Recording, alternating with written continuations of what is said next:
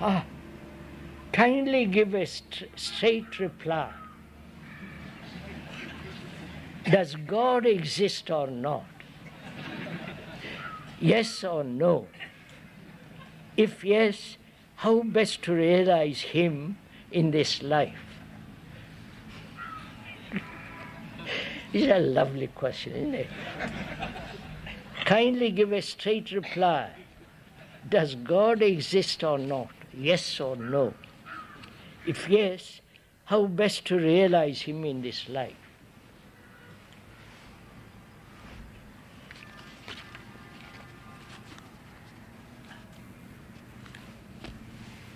Man, throughout history, from the ancient Greeks, from the ancient Sumerians, have this idea of God. Right?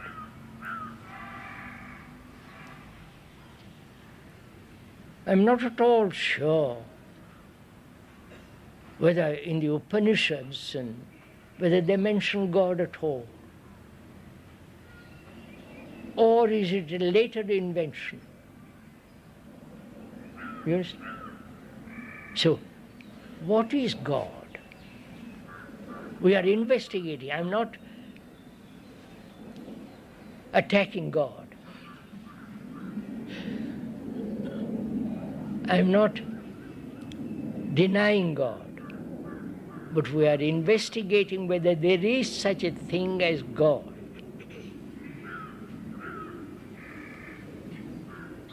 Who invented God? Did God invent us? Did God create us? Right? God, who is omnipotent, omniscient, eternal, merciful, justice, all goodness. Right? That's your concept of God. And if you say He has created us, then we are part of His image. We are part of Him. That is, we are omniscient, generous, loving, right? And eternal. Right? Are we? Or we think we are. You understand my question? If God created you, He must be an extraordinary entity.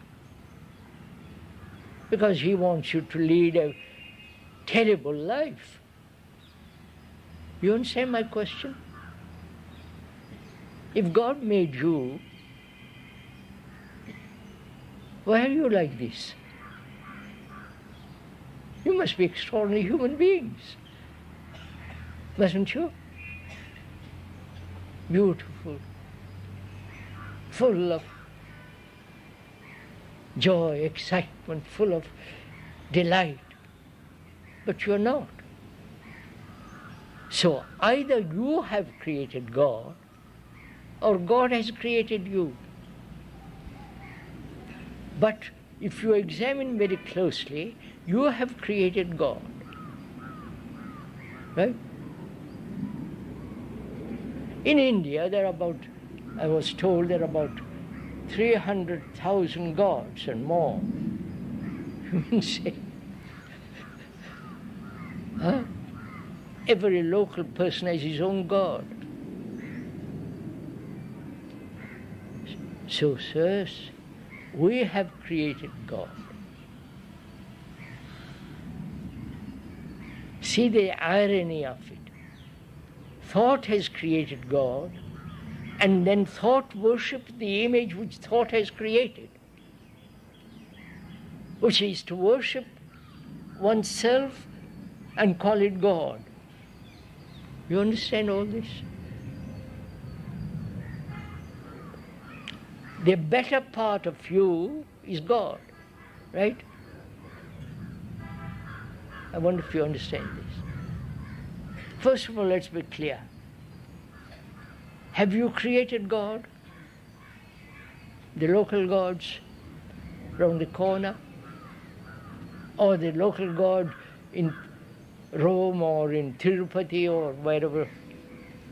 You have created them, haven't you? Huh? You're so very uncertain, aren't you? So frightened. If you say we have created, then you are scared stiff, because you have created out of your fear that. Out of your fear, you want security, right? You want safety. You want to feel there is somebody looking after you. Because you are afraid, you follow? So you create that and then worship that. Just see what you are doing. Going to Tirupati and putting all your money in the bag. Do you think God wants your money? So look at it all. You have nothing but to offer but money. Garlands, prostrations, rituals, right? You have nothing else to offer. Have you realized the tragedy of this earth?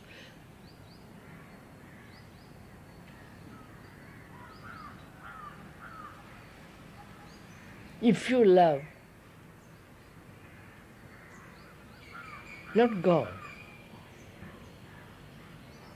that's very easy to love God, because it's so an abstraction, it has not much meaning. But if you loved, that very love is God, that very love is sacred.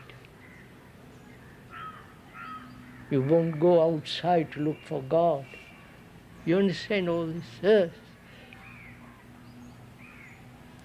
And the questioner wants to know,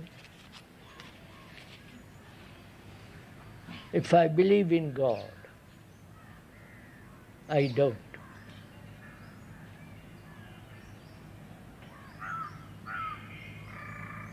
Because God is not something created by man. There is such thing as eternity, which is to be outside of time. Yes, sir? For that you must have a mind, a heart that is completely free from all the burdens of life. Right?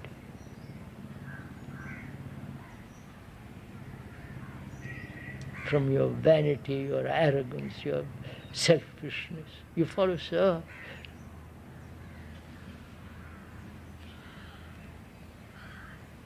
And we say, well, I'm not capable of it. Tell us what to do. You're back in the cycle. Somebody to tell you what to do.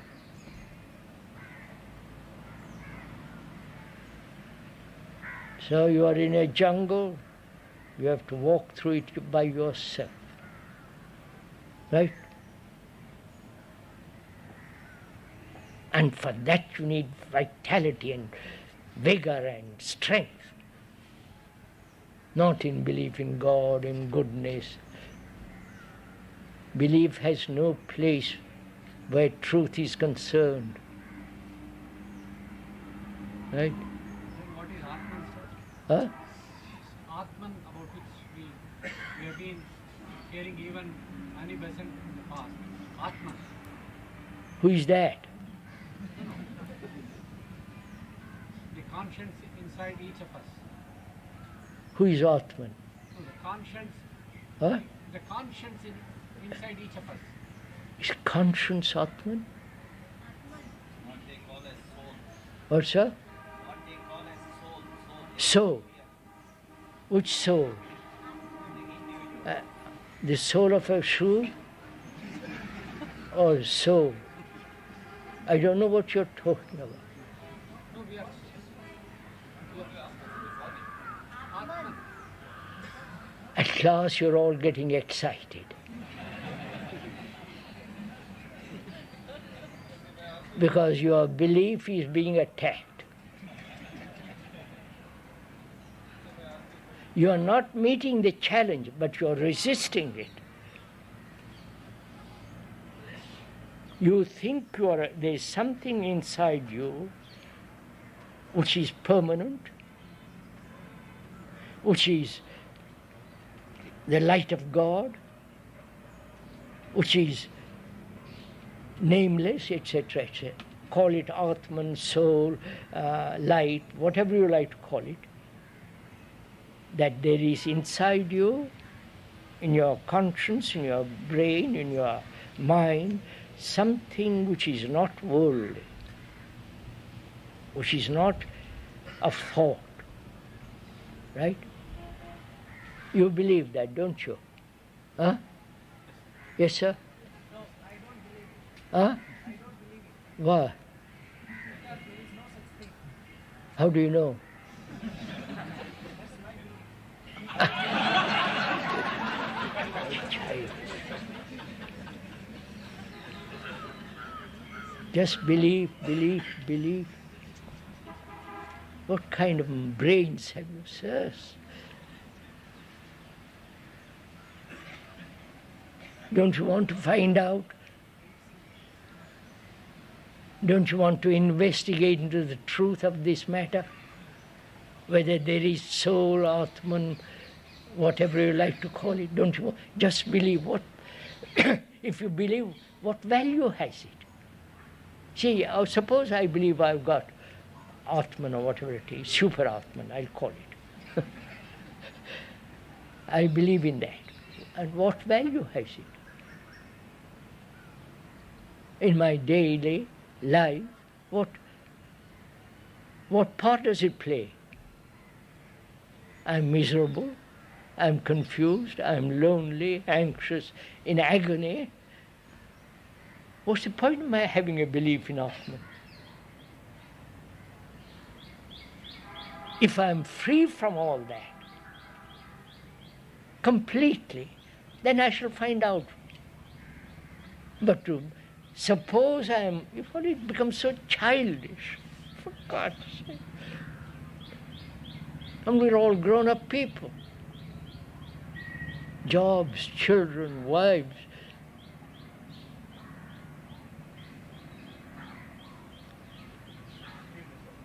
But you said some timeless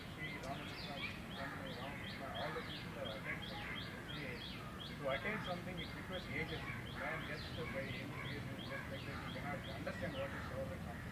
Oh, what? Dedicate yourself. What's I don't understand your say. What is it? So many great people, Ramana Maharshi and who? Ramakrishna, What? Oh. All right, sir. What about them? right? What about them? So they lead a simple life and they advocate something and you dedicate yourself and detach yourself from the mundane type of life, then only you will attain something. Because we are being in this mundane, it's a disturbed world. Is it possible to not to believe that unless we implement it, we can attain something? So being in a disturbed world, I think we are just believing each and other going in a superficial way and different ways and this way and that way. All the people, the real religion says you really discover yourself. Sir, would you forget all these people? Including Ramana Maharshi, what if the other gentleman was? Would you forget them? What value has their life to you? You have your life to live, not their life. God, what kind? And when the people say they have attained, what have they attained? How do you know? You also said there's some timeless eternity. Ah, I have said it, sir. Don't believe it.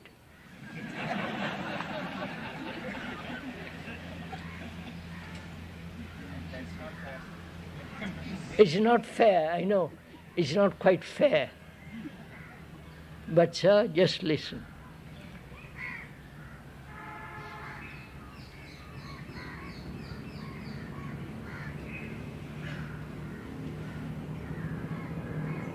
So truth is that it's something you cannot experience.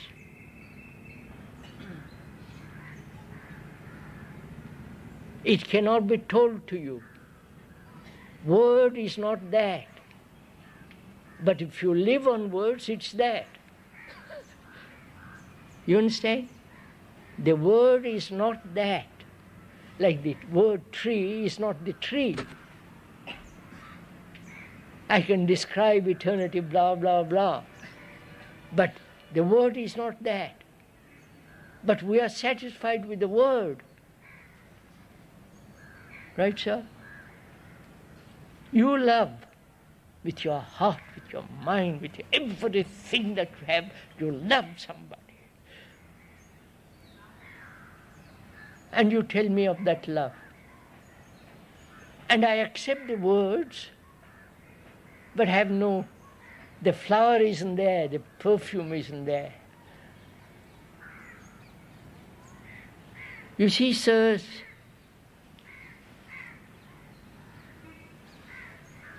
you have leaders, religious leaders and political leaders. I don't know why you have leaders at all. Ramakrishna, whatever we call gurus that you have had, one after the other, right? This country is full of them.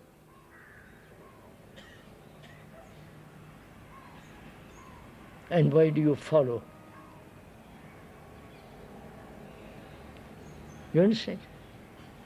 If once you realize that you are responsible entirely for yourself,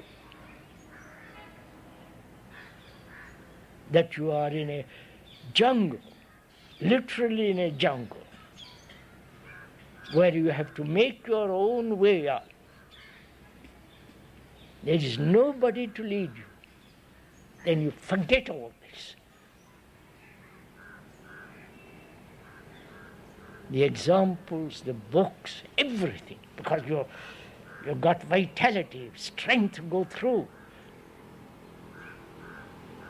But the moment you depend on leaders, you become weak. If once you realize it in your heart, not just intellectually, then you are a man, human being, free to walk straight. But we don't want all that. So it's so simple when you think of it all.